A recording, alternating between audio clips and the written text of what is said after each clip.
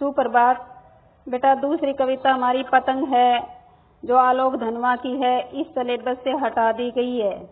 तीसरी कविता हमारी है कविता के बहाने और बात सीधी थी पर, बात सीधी थी पर सिलेबस से हटाई है। और कविता हमारी है कविता के बहाने, जिसके कवि का नाम है कुंवर नारायण। ये कविता हम करवा रहे हैं आपको। कविता का नाम है कविता के बहाने और कवि का नाम है कुंवर नारायण। कविता एक उड़ान है चिड़िया के बहाने, कविता की उड़ान भला चिड़िया क्या जाने। बाहर भीतर इस घर उस घर, कविता के पंख लगा उड़ने के माने, चिड़िया क्या जाने। कविता एक उड़ान है, कविता उड़ती है किसकी तरह? चिड़िया की तरह। जैसे चिड़िया उड़ती है खुले आकाश में, वैसे ही कविता भी उड़ती है, उसकी उड़ान भी है, पर चिड़िया की सीमा सीमित है।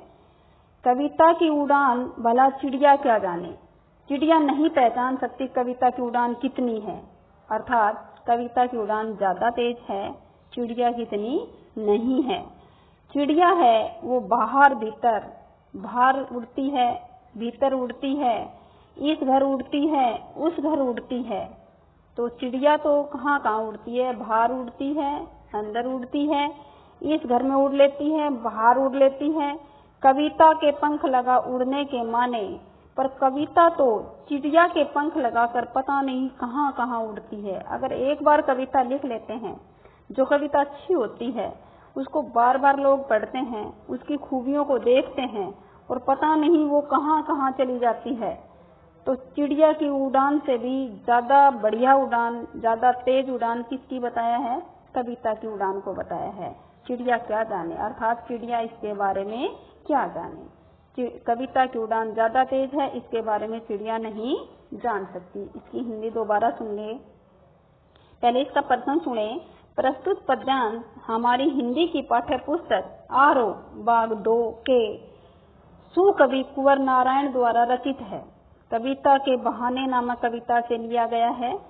इस कविता में यह कविता है, ये कहाँ से ली है? ये वैसे तो आरो से ली है, परंतु कवि है वो इन दिनों काव्य संग्रह से भी ली गई है। इस काव्यांश में कवि ने चिड़िया की उड़ान के द्वारा कविता की भाव अभिव्यक्ति की असीम उड़ान का वर्णन किया गया है। इसका सरलार्थ सुने। कवि कहते हैं कि कवि की भाव अभिव्यक्ति की अत्यंत ऊंची उड़ान भरता है। जैसे चिड़िया ऊंची उड़ान भरती है, चिड़िया ऊंची उड़ान लेती है, वैसे ही कविता में कवि भी ऊंची उड़ान भरता है। इस कविता की उड़ान को चिड़िया नहीं समझ सकती, नहीं पहचान पाती। कवि कहते हैं कवि अपनी अभिव्यक्ति को बाहर भीतर के अनुभवों के द्वारा, प्रत्येक घर के अनुभवों के द्वारा करता है। कविता में कवि की उड़ान की सीमाओं के बंधनों से मुक्त होती है, उसकी कोई सीमा नहीं है। चिड़िया की सीमा है, बाहर उड़ती है, भीतर उड़ती है, आकाश में उड़ती है, नीचे उड़ती है, परंतु कवि कहता है कि कविता की उड़ान की कोई सीमा नहीं है, वो सीमा से मुक्त होती है। कवि कहता है या इस कवि कविता में अपनी अभिव्यक्ति रूपी पंख लगाकर उड़ता है। इस कवि की उड़ान को भला चिड़िया कैसे जाने, कैसे पहचाने। अर्थात चिड़िया की उड़ान से बहुत ऊंची उड़ान कवि की बताई गई है।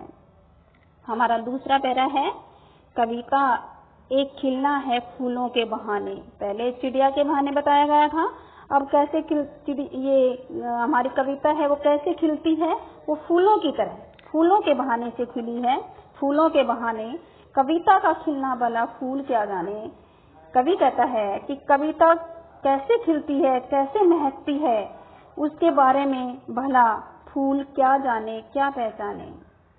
फूल तो सिर्फ बाहर खिलते हैं, भीतर खिलते हैं, बाग में खिलते हैं, बगीचे में खिलते हैं, इस घर खिलते हैं, उस घर में खिल जाते हैं और बिना मुरझाए महकने के माने। और फिर उसके बाद जो फूल बाहर भीतर खिलते हैं वो कुछ टाइम के बाद मुरझा जाते हैं। परंतु हमारी जो कविता है वो ऐसे महकती है, एक बार अगर महकने लग गई तो ऐसे महकती है जो बिना मुरझाए महकती ही चली जाती है। रुचिकर सबके लिए बनती ही चली जाती है, इसके बारे में फूल क्या जाने, अर्थात फूल इसके बारे में नहीं जान सकता। कवि कहते हैं कि कविता फूलों की तरह खिलना है। कविता फूलों की तरह खिलना बताया गया है क्योंकि कविता में कवि के भावों की अभिव्यक्ति होती है। कविता में कवि के भाव कोई बंधन नहीं होता। जब कवि कविता लिखता है तो इसमें कोई बंधन नहीं है। अगर वो बाहर बैठ के लिखे, अंदर बैठ के लिखे या कहीं भी लिखे या कैसे महके, उसके बारे में कोई भी बंधन नहीं है। बल्कि हमारे फूल जो खिलते हैं वो बाहर भीतर जड़ चेतन जीव जंतु मानव प्रकृति सभी का वर्णन दिया गया है। तो फूल तो सिर्फ बाहर भीतर खिलते हैं, कुछ टाइम के बाद मुरझा जाते हैं। और कविता है वो हमारी हर जगह महकती रहती है। कवि अपने अनुभवों के आधार पर कहता है कि फूल खिलकर मुरझा जाते हैं, किंतु कविता कभी मुरझाती नहीं है, खिलती ही रहती है। जितना लोग पढ़ेंगे उतनी खिलेगी वो। तो कवि का साहित्य हमेशा अमर रहता है। ये नहीं है कि मान लो लिख दिया तो खत्म, कोई भी पढ़ेगा तो पढ़ेगा उसको।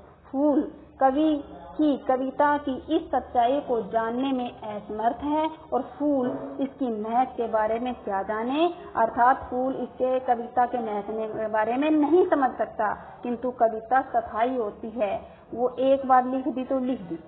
और फूल तो अगर एक बार खिल गया तो वो उसका निश्चित है, वो मुरझाएगा ही। और कविता कभी मुरझाती नहीं है। धन्यवाद।